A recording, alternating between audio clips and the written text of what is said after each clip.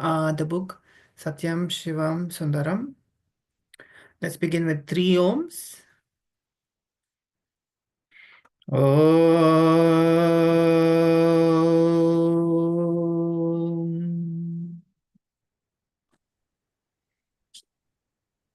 Om.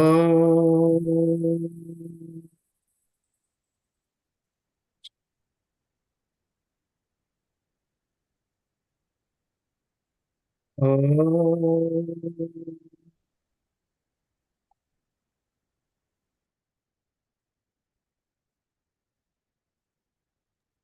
Share my screen. And-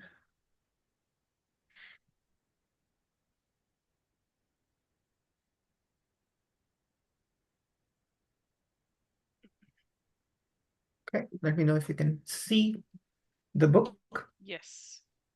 Okay, perfect. Okay, you can. Okay. Om Shri Sairam. Certainly, the dwelling of the Lord at Dwarka, Shirdi, and Puttaparthi deserves the name. Baba has said, this Prashantinilayam has no wall or fence round it, for the Lord is accessible to all who come from all directions and all paths. All are welcome to the gift of grace. Sai Baba expressed a wish that a Murlidhar idol of Krishna with the flute or murli in his hand be installed in the quadrangle of the palatial building beauty built in Shirdi, but he that Booty built in Shirdi, but he left Shirdi before the wish could be fulfilled. Perhaps for that reason, Baba has a Murlidhar idol of Krishna on the porch of Prashantinilayam as the center of adoration for all who raise their hands in prayer. He has a Murlidhar in the shrine in the prayer hall. There are two charming images of Murlidhar in the lovely garden of Vrindavan too. A close study of Sai Satcharita is a must for everyone seeking to unravel the mystery of Satya Sai Baba, for the hand that gives and the voice that teaches are the same. When a brahmachari of the Ramakrishna mission came to Prashanti Nilayam to get his chronic colic cured, Baba asked him to pray to Guru Maharaj himself and instructed him that Ramakrishna, his Guru Maharaj, will cure the ailment that hinders the spiritual progress of his child.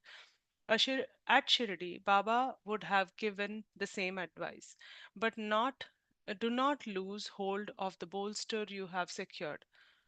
Apula Bap to Apula Bap. Our Father alone is our Father. You cannot change one master for another to suit your whim and fancy. Sai Baba gave darshan to the disciples of Raghunath Maharaj as Raghunath Maharaj. Sai Baba was all saints in one. Now also it is the same one. While at Prashantinilayam, Baba has given darshan at Ramanashram to Swami Abhedananda as Ramana Maharshi and at Shimoga to Ramanandarao as Ramadas at Kanjangarh. Sai Baba has accepted gifts intended for other saints and gurus, for he was all of them. Baba too has surprised many people by telling them that he has been with them for years, guiding and guarding. When they protest that they are meeting him for the first time, Baba makes it clear that he is the very guru that they had followed so far. The secretary of the Hindi Prachar Sabha, Bangalore, has a meaningful experience. He was in the home of a friend when Baba arrived there years ago. His friend and many others fell at his feet, but he had no mind to do likewise. He feared that he may be singled out as a conceited youth refusing to revere a great person. So he fell at Baba's feet with a mental reservation that the prostration was not for Baba but for his guru, who was at Maddur in a Shiva temple. When he rose after the fall, Baba patted him gently on the back and said with a smile, your homage has reached your guru at Maddur. Thus, he came to know, as many did at Shirdi, that Baba is the divine vein of gold that runs through the spiritual masters and all divine teachers. The unbroken continuity of the size is established by the identical panacea they grant Udi. Then it was given from the dhuni or fireplace at Dwarka Mai. Now it is created in the divine palm, for a fireplace cannot now be carried wherever he goes or feels like granting it. I must mention here one interesting fact about the Udi and Shirdi Sai Baba. Sai Baba often sang a song on the Udi, a song which has become immortal since he sang it. Rama the Ram Ram, Ayoji Ayoji, Ude Noki Gonia, Laoji Laoji. O playful Rama, come, come, sacks of Udi, bring, bring. Who is the Rama that is called upon by Sai Baba to bring sacks of Udi? Rama of the Ramayana did not distribute Udi as a mark of his grace. Udi was Baba's own special gift, his unique means of alleviating man's physical and mental ills.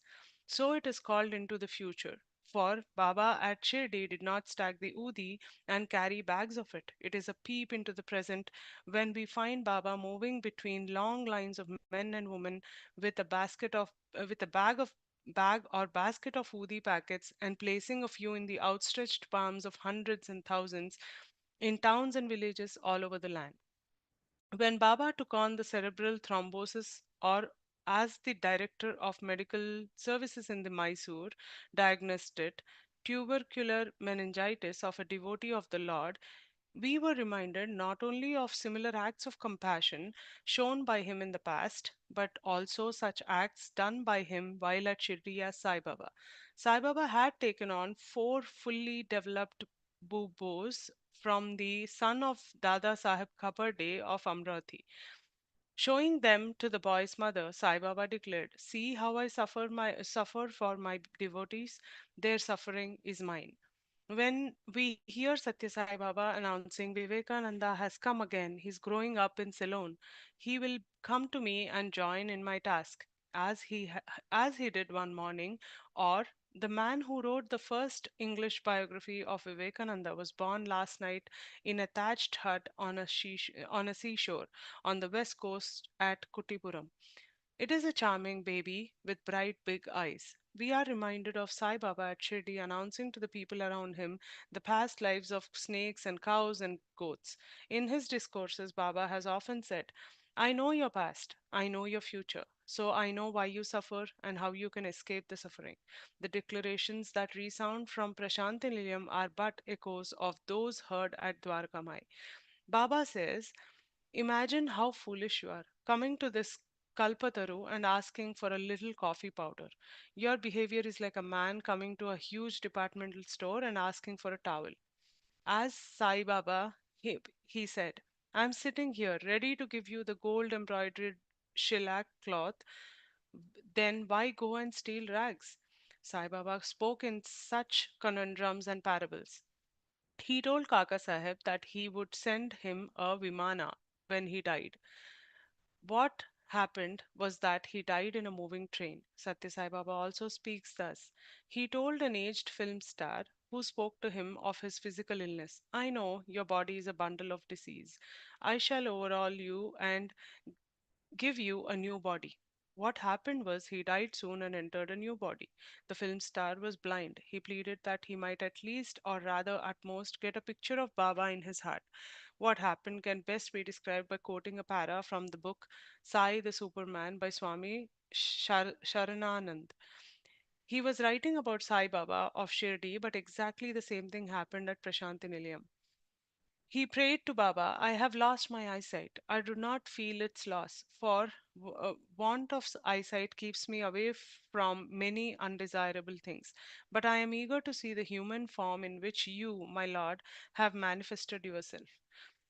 Please therefore grant me eyesight till I satiate myself by the sight of your glory."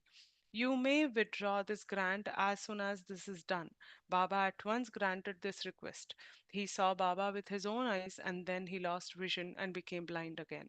Sai Baba evinced enthusiasm to safeguard and foster Sanatana Dharma and to promote scriptural studies that can alone clarify the intellect and purify the mind.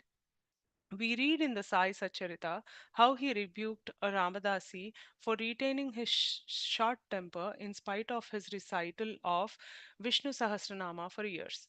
He rebuked Swami Vijayananda, who has ostensibly given up kith and kin when he asked him for permission to go to Madras to see his sick mother. Go and read the Bhagavatam, he told him. As Satya Sai Baba, he's continuing on a vaster scale this role of correcting and craving and attachments of monks and sadhakas. He rebukes them for celebrating or even remembering their birthdays, for decorating themselves and others with titles indicative of spiritual progress, and engaging themselves in competitive publicity to attract and retain rich followers. Sai Baba asked Haji Sidi Falke of Kalyan, "Do you read the Quran like this?" As Satya Sai Baba, we have seen him regulating and modifying the speech and pitch of renowned Vedic reciters. Satya Sai Baba places emphasis on the Gayatri, on Omkar, as well as on the Gita as the most efficacious of mantras and texts. As Sai Baba too, he did the same. He asked people to read the Bhagavata, the Patanjali Yoga Sutras, the Vichara Sagara, the Panchadashi, and other texts. Dada Saheb Kaparde, an expert in Vidyaranya's commentaries, uttered no word in Sai Baba's presence because, as he confessed, learning cannot shine before self realization. This is the experience of many as scholar in the presence of Satya Sai Baba also. When a renowned poet and pundit, a popular preacher who has toured USA, USSR, Japan, and other countries, and lectured there on religion, fell at his feet and offered to spend the remaining years of his life in flying from continent to continent, spreading the happy news of his advent.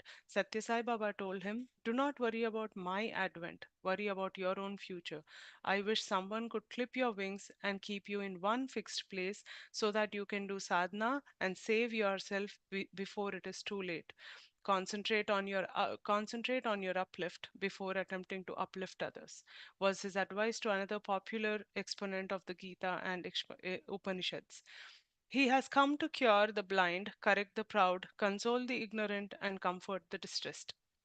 The declaration made at Shirdi and by Satya Sai Baba everywhere about the divinity and mystery of Sai are naturally identical. Satya Sai Baba says, "My Shakti, my power, my mystery can never be understood. Whoever may try for however long a period, by whatever means," Sai Baba said. "I pull the wires of this puppet show." At Shirdi, he told Vijayananda, you were able to reach this place only as a result of the merit acquired in previous births. At Puttaparthi, he says the same thing to all those who come. The reaction to praise and blame then as now is the same. The Satcharita says Sai Baba was tolerant, emotionless, unattached, eternally free. Baba wrote to his brother when he was but 20, "I shall not slacken my activity. For me, fame and name, reputation and calumny are equally trivial. I am unconcerned with the whole lot." Sai Baba was the embodiment of prema. Satya Sai Baba names himself as Prema Swarupa. The Satcharita refers to Udivrishti or Kripavrishti.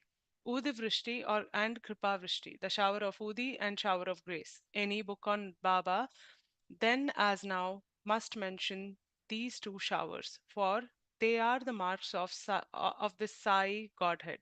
Sai addressed people as "O Bhau," "You Anna," or "You Bapu," in love and endearment. Now, in the new Sai form, he addresses them as Bangaru, Naina, or Appa. Then and now, Sai has taken every opportunity to proclaim his glory, for how else can man realize his good fortune? At Shirdi, he said, "I am the indweller of all beings." Recently, Baba wrote to a learned Pandit, "Do not disparage the rich, do not disparage anyone. Sai dwells in everyone, and so when you disparage anyone, you are disparaging me." Professor Gigi Narke of the Engineering College, Pune, wrote of Sai while he was at Shirdi, "He spoke as one seated in my heart, knowing all its thoughts and all its wishes. I tested him at times. Every test produced the same conviction that he was all knowing and able to mold things according to his will. Now, in the present Satyasai form, Baba told a Sarvodaya worker, a certain Sri Mehta, who asked him quite frankly how he could read his mind so right. This is no siddhi or attainment. This is my swabhava, my very nature. I do not, by means of a power that I have learned and armed, enter into your mind, collect all the information I require about its contents, emerge from it, and then recite it all to you to impress you. No, I am there always and everywhere. I am your Hridayavasi, the indweller. Sai Baba told Balaram Mankar when he appeared in person before him at Matsyendragad, while also at Shirdi, and in answer to Mankar's question as to why he had sent him away from Shirdi to that hill, you imagine that with this body, 3 cubits and a half long, composed of the 5 elements, I was at Shirdi, isn't it? I wanted to make you know my reality. This is why I sent you here, so that I may come before you and show you that I am not in the body only. Satya Sai Baba too has appeared as such to devotees in far off places and even beyond the seven seas, making them aware that he is not bound by the physical frame which many mistake to be he. He says, learn to yearn so that you can draw me to you wherever you are. That is that is a more rewarding sadhana than the journeys you may undergo. Transform your heart into a Prashanti Nilayam, then I shall certainly come and stay there. A golden streak of continuity is evident in the miraculous cures they effect, in the mysterious ways by which they save devotees from accidents, by which they forewarn and rescue, in the methods by which they teach and train, in the emphasis they lay on the fundamentals of faiths. People who have lived long at Shirdi have noticed at Prashantinilayam the same turns and twists in conversation, the same love and mercy, even the same mannerisms of gesture. M.S. Dikshit vouchsafes for one such. Satyasai Baba waves his right hand just as a Shirdi Lord used to do, one or two fingers in the air as if he is writing in the air. This waving of the hand, with no evident purpose of planning, is mentioned in the Sai Satcharita of Hemad Pant in chapter 27. Another trait of Baba at Shirdi and Puttaparthi is the awarding of nicknames to people around and using them in general conversation. At Shirdi, the Lord was Fakir. Uh, Panduranga was Vitthal Patil. At Puttaparthi, he is the potter, the smith. Dasganu was the bridegroom. Another person was the gourmand or the fat one. The nickname Hemad Pant, with which he accosted Govindarao Raghunath Dabolkar has become historic since he accepted it as his know the plume, writing at the end of each chapter as its colophon Bhakta Hemadpant Virachita Sri Sai Samartha Sacharita. Hemadpant was a famous minister of the Yadava dynasty who ruled after Diogir Daulatabad. He served two of the rulers, Mahadeva and Ramadeva, in the 12th century AD. He wrote many celebrated works in Sanskrit like Chaturvarga Chintamani and Raja Prashasti, mainly concerned with sociology and political science. When he was given this nickname, Dabolkar took it as a dart to destroy my ego, as it means to teach me Nitya Nirabhimana, permanent egolessness. He contrasted his own insignificant attainments with the gigantic achievements of the person whose name was stuck on him. He prayed that Baba may write his story himself through the pen he was privileged to hold, and Baba blessed him, so be it. Now, too, there is a repetition. When recently I scanned my diary for 1958, I discovered this entry on the 29th of November. Baba accosted me where I went to him at when I went to him at 7:15 a.m. at Nannaya Bhatta as Nannaya Bhatta. I had no idea then that it was a name that was heavy with history. This was 2 years previous to the publication of his life Satyam Shivam Sundaram, a book he wrote while I hold the pen, his Satcharita. He had blessed me with a task as early as 1948, and I was waiting for his command to begin even 10 years later, for he was saying, "Now, if you publish a book about me, people will not believe it. When they will deem it as a fairy tale. Wait till the world is made ready to receive it."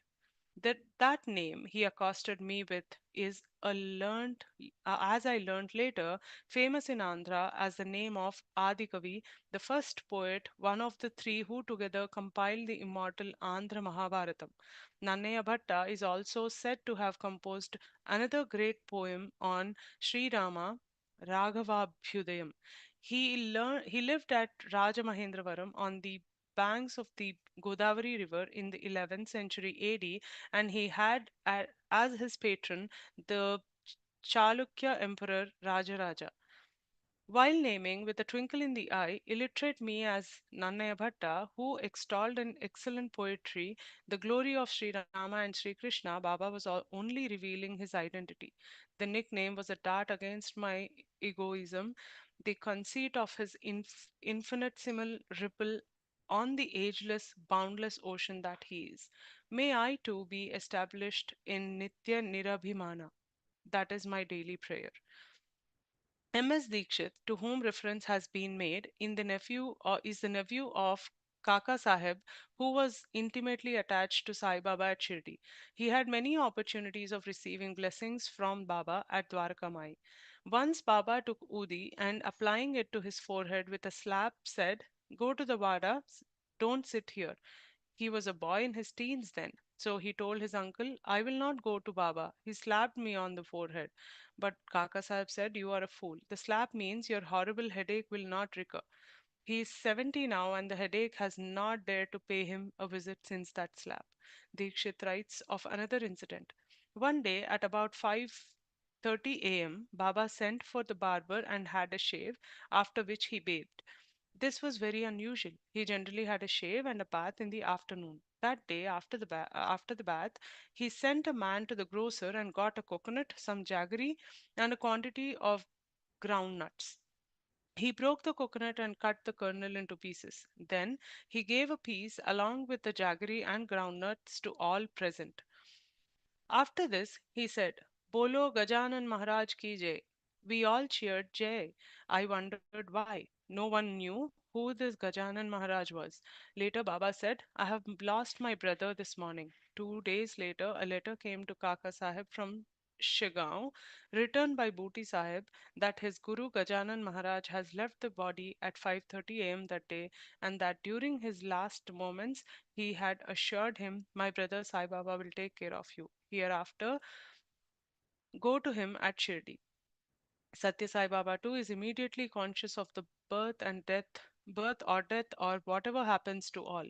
He announces to those around him the passing away, or rather the emergence in his feet, of persons yearning to have that happy way of release.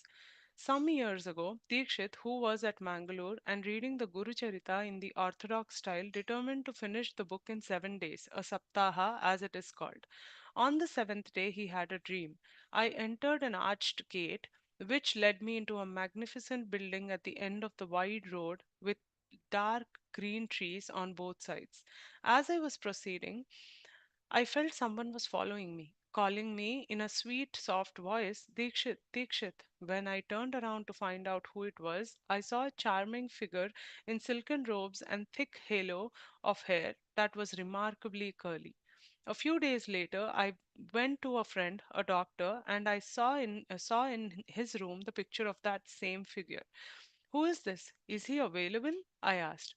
The reply took me by storm. "He is Bhagwan Sri Satya Sai Baba." Sai Baba? Satya Sai Baba? I pondered. The doctor said, "Some of my friends are going to see him shortly. You can join them if you care to." Dikshit was overwhelmed with joy. He joined the party and arrived at Prashantinilayam. He passed through the arched gate. He proceeded along the wide road with dark green trees on either side. He saw the charming figure. He heard the silver voice when he was called in for a personal talk in the private room. Let Dikshit relate what happened. Baba called me in. He saw with me a small photograph of my uncle.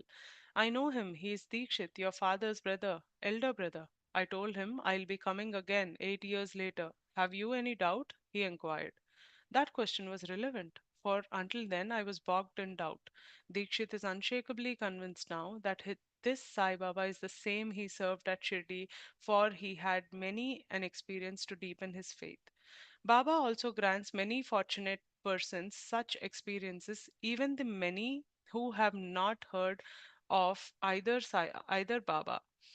His plan is perhaps to draw them to him so that they may become messengers of the Sai era of spiritual joy. Else, how can we explain the following remarkable experiences of Srimati Sudha Mazumdar of Calcutta? She is a social worker since many years and has contributed much to the amelioration of the lot of women in the prisons of India. She was for a long time the vice president of the All India Women's Conference. Her translation of the Ramayana into English has kindled the flame of devotion in thousands of hearts all over the world. Here is her own account of the way in which, quite spontaneously, Satya Sai Baba established himself in her heart and instilled faith in him as the same Sai who was at Shitty. There was a slight drizzle that morning in October 1964. I was in Darjeeling, high up in the Jalapahar, on a bench under shelter on the edge of the road, looking down the deep valleys. Beyond was the snowy ranges of the Kanchenjunga, covered with clouds. The beauty of the Himalayas failed to lift my spirits. I was weighed down by my troubles. As I gazed at the splendor of nature with unseeing eyes, I noticed a figure, clad in white, climbing up to where I was. An old man with a battered umbrella under his arm reached the shelter and stood before me, heavily breathing heavily. He had on a small white cap from his long white robe. I knew him to be a fakir.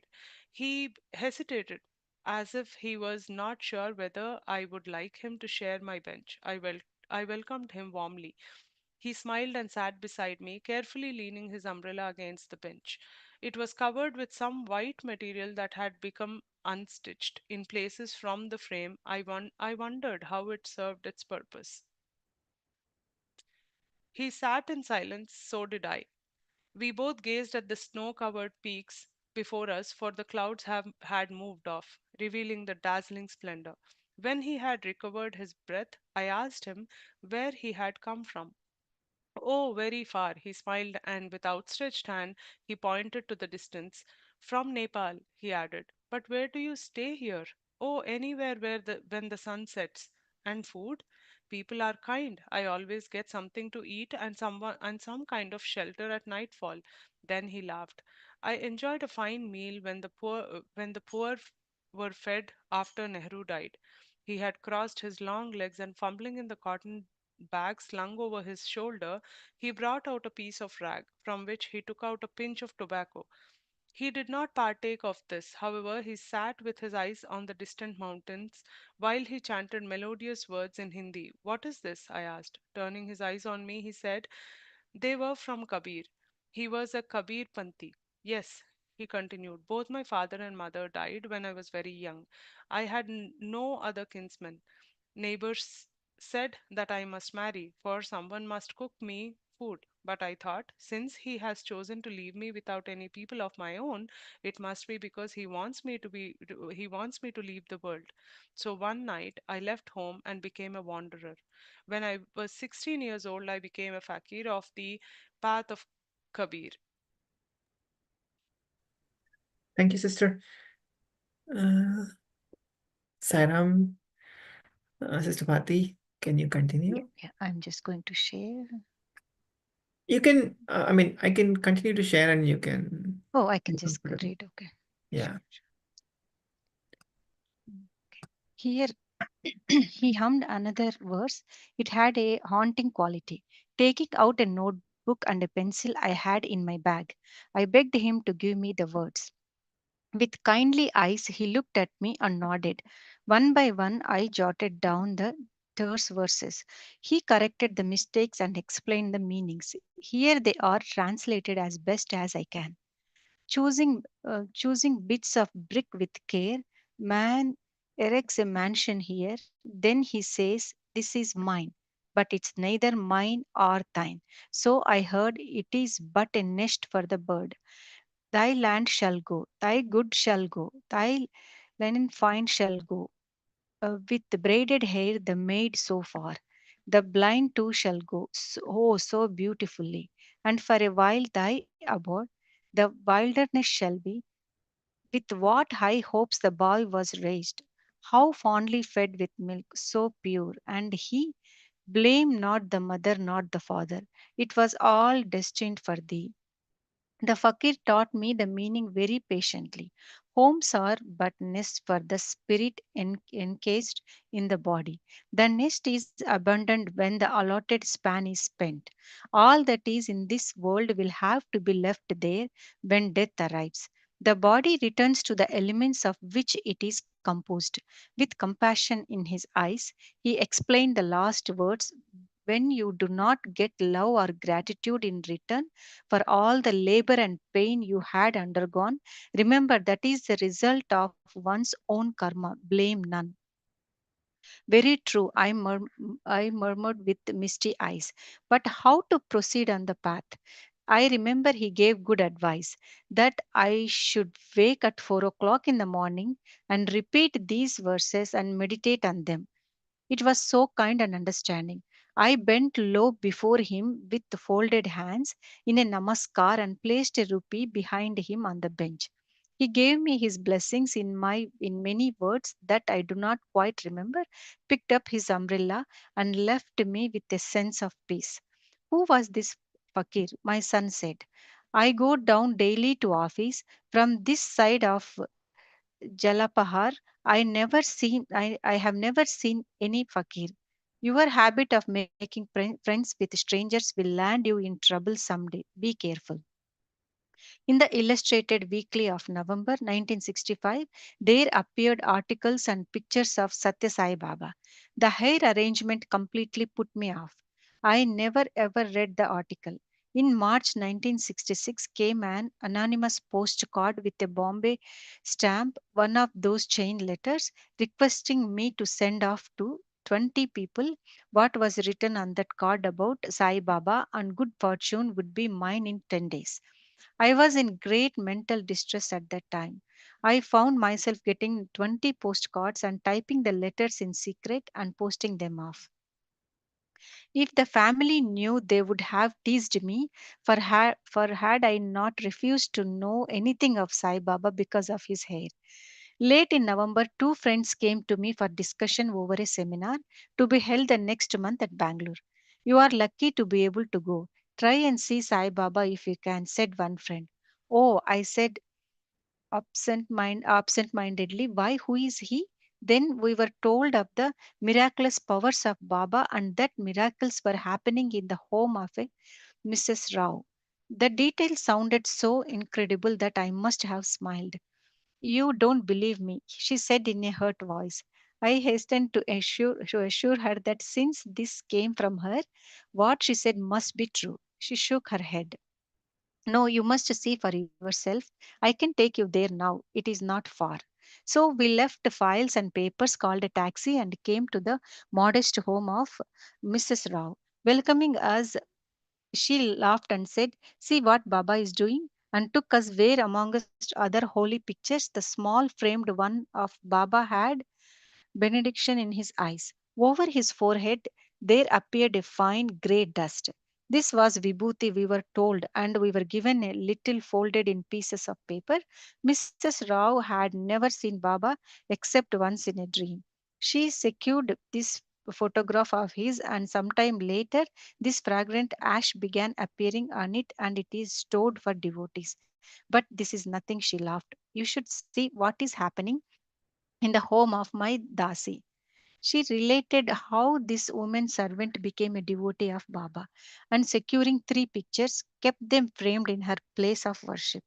She finishes her prayers at 4 o'clock in the morning before she goes to her daily rounds to wash and scrub and sweep in different homes for her livelihood.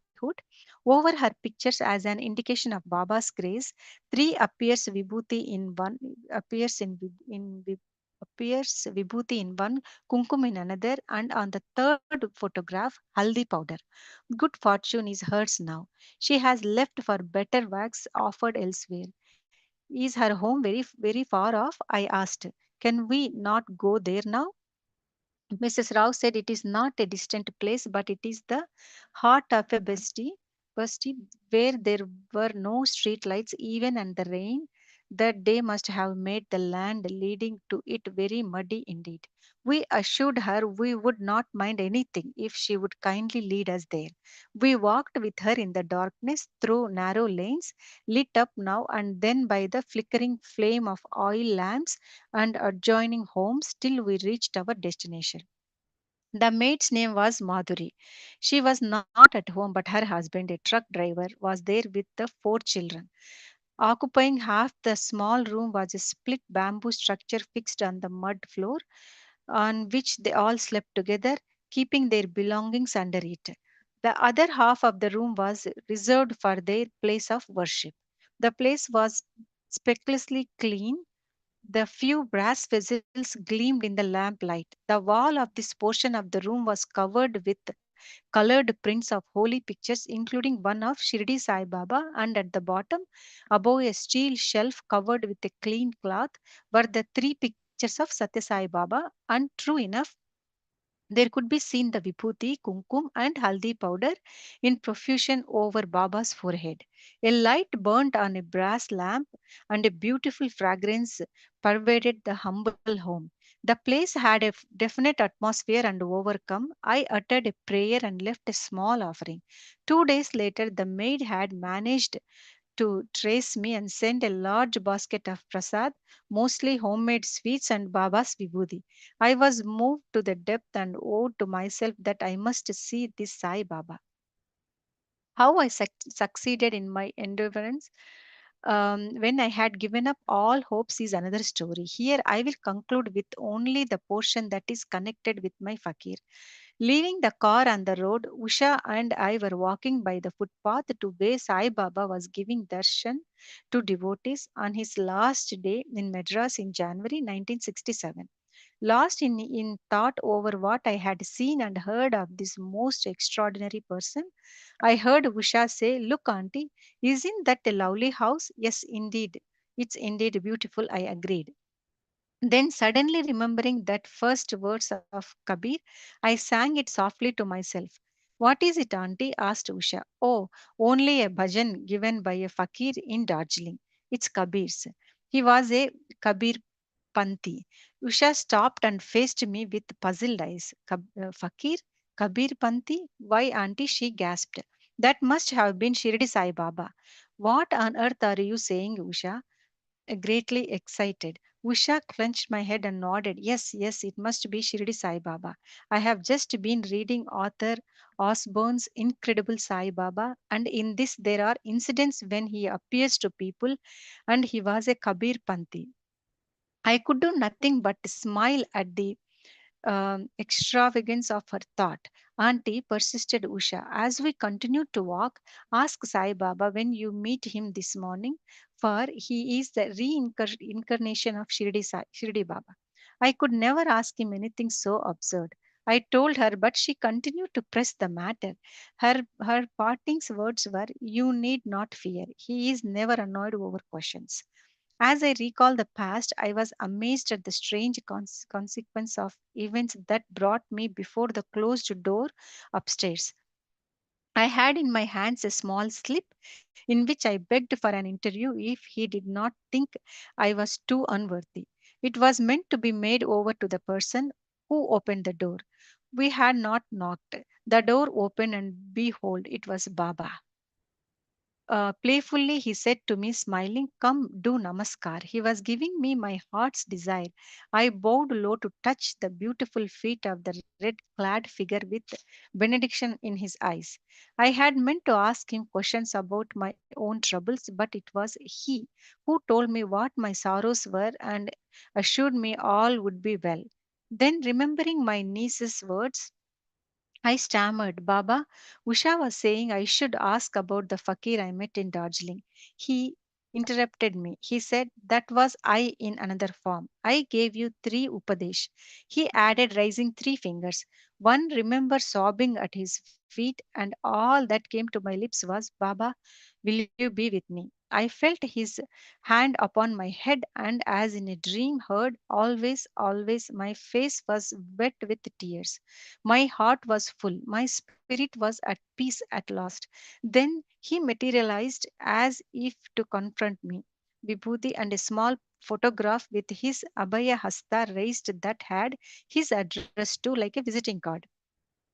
"Put this in your purse," he said, and gave me a handful of small packets of vibhuti from a brass container. "Come to Puttaparthi during Shivaratri. All facilities will be provided." He also told me he would come to Calcutta. He only knows when I will be blessed enough to be at Puttaparthi and favored with another darshan. June 1957, I was at Bombay for meeting, but my mind was bent on a cherished wish. I would like to go to Shirdi, I told my friends. Do please make inquiries. I entreated my host and help me to make this visit. He returned from office smiling broadly one day, saying, "Why, auntie? When I mentioned your desire, I was told since you wish to go, Shirdi Baba would surely fulfill your wish." "That is all very well to say," I replied glumly. "But how, with whom, and where do I stay in Shirdi?" My health was not too good, and the more I thought about it, the more despondent I felt at the prospect of going to a strange place all by myself. But the prediction was true.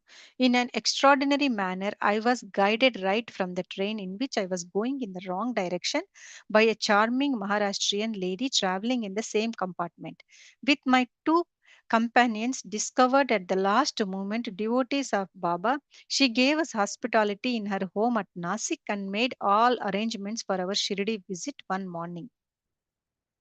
"The Aarti is commencing. Come at once." The bus drive had been long and dusty. So after a quick wash we hastened to the Samadhi Stan, where the mortal remains of Shirdi Baba had been laid to rest. A gleaming silver sheet covered the spacious place. There were colorful flowers in abundance there, lights burnt, the air was heavily with the fragrance of incense. Bells were ringing, the crowd surged, and I pressed forward for a bit better view. My heart stood still as my eyes fell on the life size white marble image. Sitting with his right leg crossed over his knee, this figure of Shirdi Sai Baba, never his Samadhi stand strangely resembled the fakir I had met in Darjeeling. The same face, the same pose, only instead of the small cap, there was a scarf wound around his head. The same kind,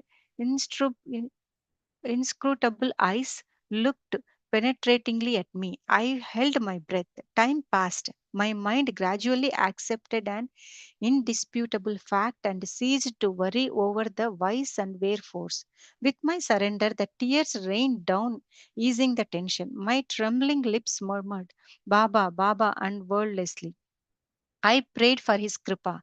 My hands held on to the tray filled with the fruit and flower given to me to make the formal offering here with the others. My tears continued to fall. I was blessed with the sense of peace, the peace that passeth all understanding filled my heart. Satya Sai Baba spontaneously and suddenly choosing Sudha Majumdar at Darjeeling as his instrument and drawing her into the Sai family, giving her darshan and upadesh in the form of his previous body, Fakir. Satya Sai Baba, Sudha Majumdar is indeed fortunate beyond words. Her experience is an eye opener to those who refuse to see. There is an old lady at Prashanti Nilayam whose experience clinches the question of the avatarhood. Her father, a collector in the Nizam's dominions, took her to Shirdi in her third year and again in her seventh year. She was married at that age. Torn by agony at the death of the four children that she bore, she clasped the feet of Sai Baba at Shirdi in 1917, asking for spiritual initiation or upadesh and permission to stay on with him. In Lendi Bagh, Baba told her, "Not now. I will come again in Andhra. You will meet me then and be with me." She returned to the Nizam's dominions, took to the propagation of bhakti by means of musical recitations on the life stories of saints and sages, established a refugee home for orphan girls named Sai Sadan, and during her uh, peregrinations to collect money for her institutions, heard that a Raju boy had announced himself as Sai Baba. She hurried to Urvakonda, joined the throng that was proceeding to the house of Sheshama Raju that Thursday, and sat near him on the right side. She says that Baba spoke to her in a low voice in Hindi as at Shirdi. "So you have come, my child?" He asked her for a balance of 16 rupees that she owed him. This took her by storm. She asked him how that debt arose. He replied, "Out of the money you had accumulated to be sent to Shirdi for the Dasara celebrations, you lent Balaram 40 rupees. He returned only 24." And he added in a whisper, "I am asking you this only to convince you that I am Shirdi Sai Baba. You have not touched my feet. You sat as soon as you came in." This lady had to wind up her institution and visit Puttaparthi frequently thereafter. She is now at Prashanti Nilayam, happy that what Baba told her at Shirdi has come true. Incredible, isn't it? Well, author Osborne could not get any other adjective to summarize the glory of Sai Baba. The incredibility of the wonder persists even now. So, holy joy. He says, "I know the agitations of your hearts, the aspirations, the waves and whirlpools, but you do not know my heart. I react to the pain you undergo, the joy that you feel, for I am in you in every heart. That is the temple where I dwell." Anyone writing a book about Baba has to be moved by a constant trepidation, for Baba says, "I do not need any publicity." What are you daring to publicize? What do you know about me? Let me ask you. You speak one thing about me today and another tomorrow. Your faith has not been rendered unshakable. You praise me when things go well. You blame me when things go wrong. You flit from one refuge to another. Yes, I know precious little about the mystery that is Baba. 20 years of constant adjacency and association have failed to break the veil through which he is comprehended but dimly. Baba says, "Be sincere, talk only about your genuine experience. Do not distort, exaggerate, or falsify that experience. I can only try my best to adhere to his direction that he has given us. If you accept me and say, yes, I too respond, yes, yes, yes. If you deny me and say, no, I echo, no. Come experience and have faith. That is the method of utilizing me. That was the reason why, though he told me in 1948 that I should write his biography, he gave me the green signal only in 1958 when I had gone, experienced, and devoted faith after 30 years of carping criticism of the antics of social and religious leaders. The sneer with which I used to write about such leaders was motivated by my dislike of miracles due to my contact with the Ramakrishna mission. But Baba says some people remark that Ramakrishna Paramahamsa said the siddhis acquired during spiritual exercise are obstructions in the path of the sadhaka. Of course they are. He may be led astray by siddhis. He had to keep straight on without being involved in them. His ego will bloat if he yields to the temptations that these powers dangle before him. This is correct advice that every aspirant must heed. But the mistake lies in equating me with a sadhaka or an aspirant, equating the seeker and the sought. All that I do is fundamental to the nature of an avatar. Cynics carp without knowledge. If you learn the Shastras, you can see things more clearly, or you should cultivate direct experience.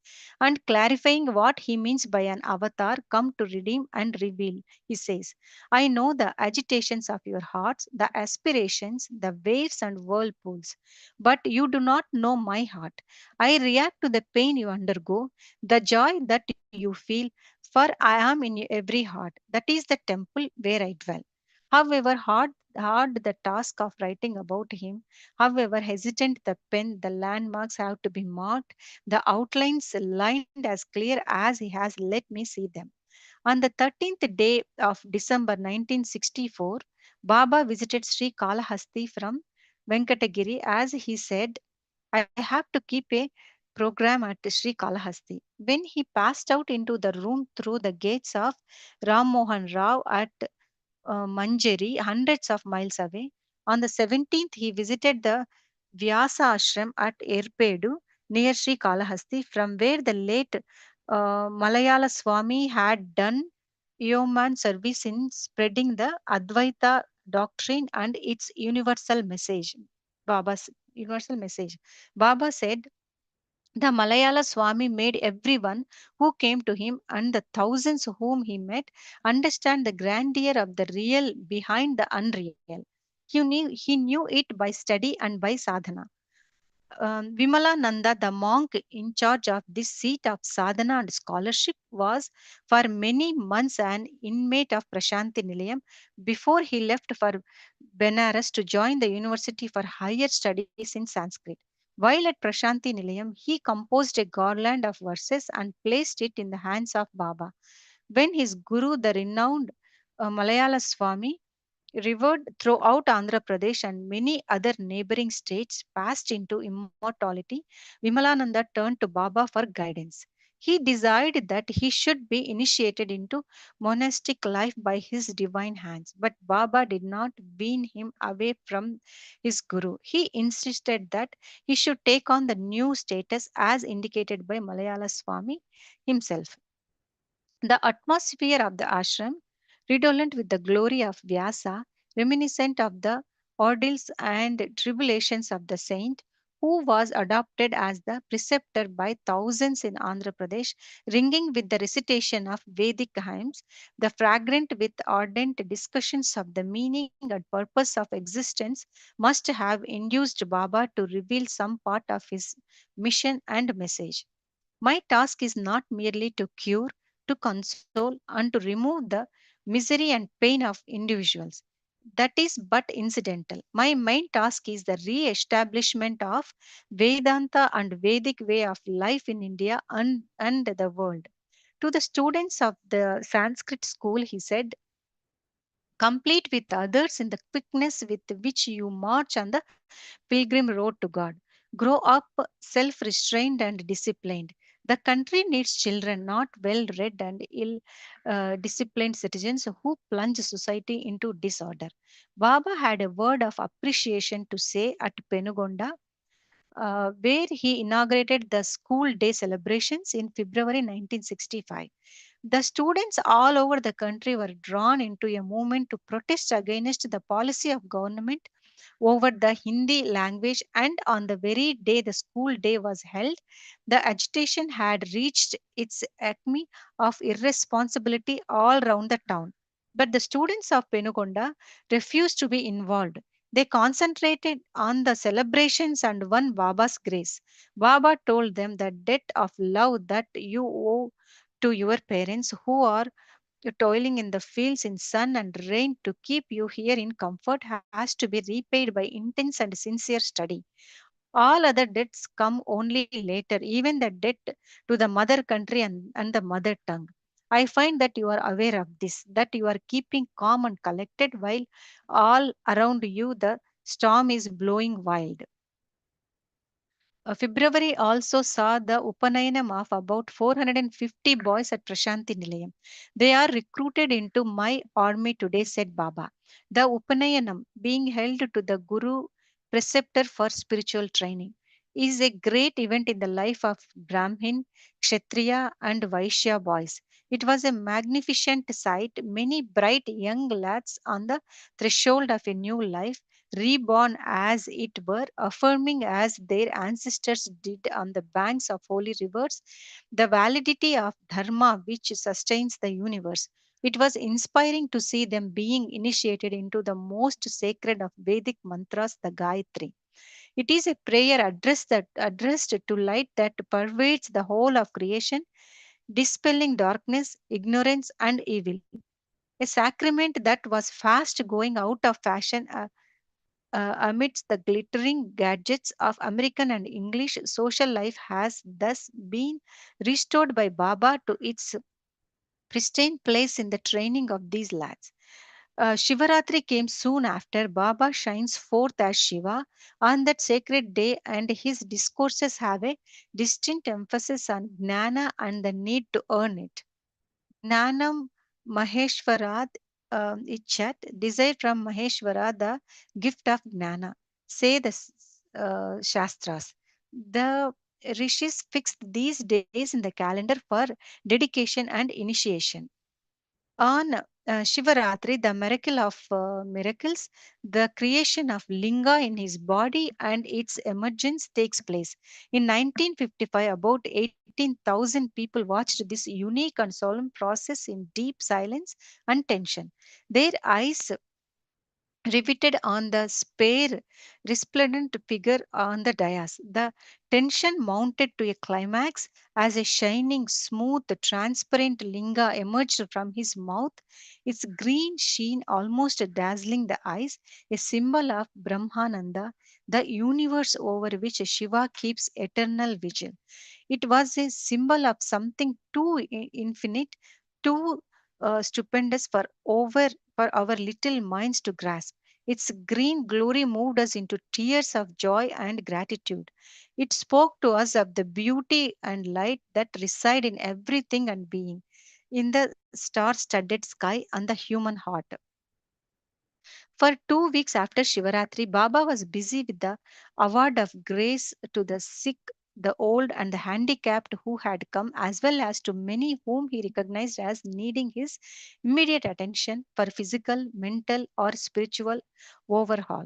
Thereafter, he left for Kakinada in the Godavari Delta, where the devotees attached to his previous body that sanctified Shirdi had built a temple which he was to inaugurate. The gathering at Kakinada was frightfully large. The streets were packed tight and the roofs spilled over with eager throngs. The organizers were alarmed since the houses were not built to carry such heavy burdens on their roofs, but Baba assured them that nothing would happen. He just glanced around, saying, "This is enough to ensure the safety of every man, woman, and child." During his discourse, Baba said, "You need not build a temple for every new name with which you call upon God or every new form which you feel He has assumed. You can call upon Him anywhere at all times. The ancient temples have been saturated with the piety and prayers of generations of genuine bhaktas. It would be wrong to deny yourselves the capital that has thus accumulated." From Kakinada, Baba drove to a small village named Shampara, about 20 miles away. Though more than 750 miles from Prashanti Nilayam, this village was a lovely garden blooming with devotion for Baba. For a number of years, groups of 50, 70, or even 100 men and women had been coming on pilgrimage to Prashanti Nilayam and staying on for weeks to soak themselves in faith and discipline. Every house in the village, every homestead was a clean, fragrant Prashanti Nilayam with the Pranava recitation, the bhajan sessions, the Namasmarana as the duties around which daily life revolved. No wonder it was flags and festoons all the way. The villagers arranged every year the exposition of the Bhagavata, a course which lasted for months at a time, and so they saw the Master that was coming to them, the Lord whose flute filled the universe with the sweet melody. Madam Sister. Thank you so much for the fantastic reading. Thank you.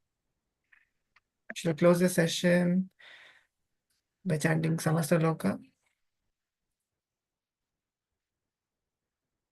Samasta Loka Sukhino Bhavantu. Samasta Loka Sukhino Bhavantu. Samasta Loka Sukhino Bhavantu. Om Shanti Shanti Shanti. Thank you so much for your divine service.